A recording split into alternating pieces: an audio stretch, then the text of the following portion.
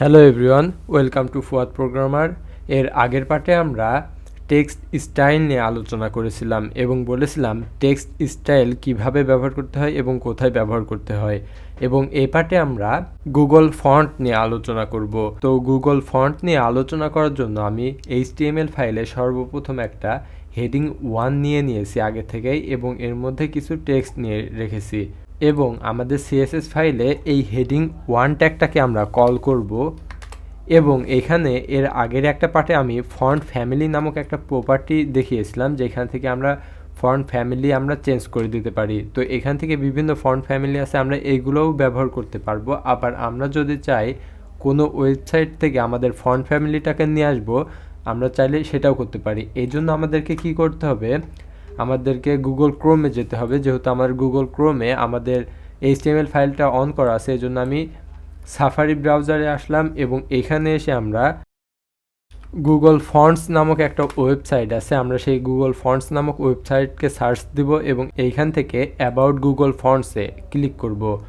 তো এখানে আসার পরে আমাদের উপরে একটা গুগল ফন্টস নামক লেখা দেখাবে। এখানে যদি আমরা ক্লিক করি আমাদেরকে একটা নতুন পেজ শো করবে যেখানে অসংখ্য শত শত হাজার হাজার ফন্টস দেখাবে, আমাদের টেক্সটের ফন্টসটা দেখাবে। তো এখান থেকে আমরা চাইলে যে কোনো ফন্টস আমরা ব্যবহার করতে পারবো আমাদের ওয়েবসাইটের জন্য। এটা ব্যবহার করার একটা নিয়ম আছে। তো এটা ব্যবহার করার আগে আমাদের যে HTML এর টেক্সটটা আমাদের ওয়েবসাইটে শো হয়েছে সেই টেক্সটটার সাইজ এবং ফন্টটা দেখে নেন কেমন আছে। এবং আমি যদি এখান থেকে যে কোনো একটা ফন্ট সিলেক্ট করি, সাপোজ আমি এই ফন্টটা নিতে চাচ্ছি, তো এখানে ক্লিক করলাম এবং দেখেন আমাদের একটা নতুন পেজ শো করছে।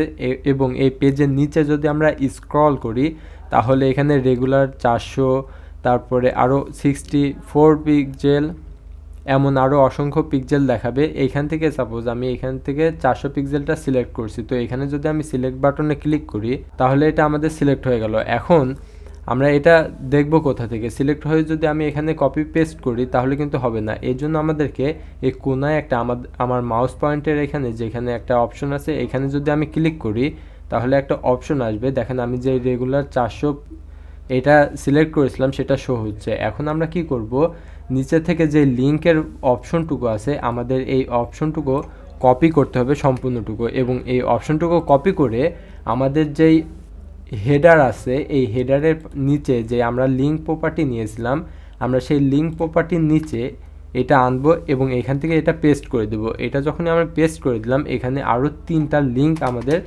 অ্যাড হয়ে গেল। তো এটা মূলত আমাদের ফন্টটা আমাদের HTML হেডারের মধ্যে অ্যাড করা। এখন যদি আমি এটা রান করি তাহলে কিন্তু আমাদের আউটপুটে এই ফন্ট ফ্যামিলিটা শো করবে না। এই ফন্ট ফ্যামিলি শো করানোর জন্য আমাদেরকে অবশ্যই CSS ফাইলে আসতে হবে এবং আমরা যেইখান থেকে এই লিঙ্কটা নিয়েছিলাম সেই লিঙ্কের নিচে আরও একটা অপশন আসবে CSS রুলস। তো এখান থেকে এই CSS রুলসের ফন্ট ফ্যামিলি, এইখানে 2টা ফন্ট ফ্যামিলি আছে, এখান থেকে এই 2টা কপি করব এবং আমাদের যেই হেডিং 1টাকে আমরা CSS ফাইলে কল করেছিলাম এই হেডিং 1-এর মধ্যে আমরা পেস্ট করে দিব। তো এখানে যখন এটা আমি পেস্ট করে দিলাম তখন আমাদের আউটপুটে আমাদের ফন্টটা চেঞ্জ হয়ে গেল। তো এখান থেকে আমি যদি উপরের যেই ফন্ট ফ্যামিলিটা আছে এটা যদি আমরা কেটে দেই তাহলে দেখেন আমাদের টেক্সটটা এইভাবে শো করছে। আবার যদি এই ফন্ট ফ্যামিলিটা এখান থেকে দিয়ে দিই তাহলে আমাদের ফন্ট ফ্যামিলিটা অন্যভাবে দেখাচ্ছে। তো আমি নিচেরটা যদি কেটে দেই তাহলে দেখেন আমাদের এটা বোল্ড হয়ে দেখাচ্ছে। যে আমরা চাইলে অনেক অনেক রকমের এই ফন্ট ফ্যামিলি ব্যবহার করতে পারি। এজন্য আমাদেরকে আবার সেই গুগল ফন্টসে যেতে হবে এবং এখানে ব্যাক বাটনে প্রেস করে আমাদের আরও একটা পেজে আসতে হবে। এইখান থেকে সাপোজ আমার আরও অন্যান্য ফন্ট ফ্যামিলির দরকার, তো আমার এই ধরনের একটা ফন্ট ফ্যামিলি চাই। তো এখানে যদি আমি ক্লিক করি এবং আমাদের যেই ফন্ট ফ্যামিলিটা আছে নিচে অসংখ্য ফন্ট ফ্যামিলি শো করবে, আমরা এইখান থেকে যে কোনো একটা সিলেক্ট করে নিব। তো আমি রেগুলার 400 পিক্সেল এটা সিলেক্ট করে নিলাম এবং আমাদের এইখানে এসে দেখেন আমি এখানে 2টা সিলেক্ট করেছিলাম। তো এটার নাম এখানে যে নামটা দেওয়া আছে দেখেন এখানেও সেই নামটা দেওয়া আছে এবং এইখানে যদি আমি ক্লিক করি তাহলে আমাদের নিচে এই ফন্ট ফ্যামিলিটা শো করবে। এখন আমি এই ফন্ট ফ্যামিলির এই লিঙ্কটা কপি করব এবং আমাদের HTML হেডারের মধ্যে যে পেস্ট করে দিব।